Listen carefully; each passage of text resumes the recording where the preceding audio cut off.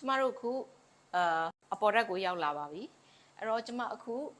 standard အခန်းလေးကိုပြချင်ပါတယ်ကျမတို့ဟိုတယ်က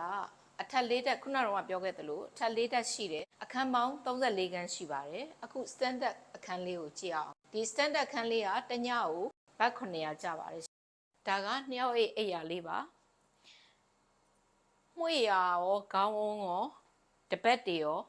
ကောင်းတဲ့တစိတ်ကိုသုံးထားပါတယ်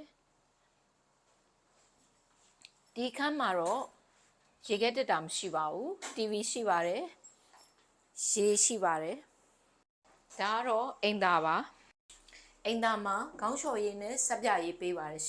နောက်ပြီးတော့ဒီဟိုတယ်ဒီမိသားစုဂေဟာလေးမှာတဲတဲ့လူတွေအားလုံး Wi-Fi အလကားသုံးလို့ရပါတယ်ရှင်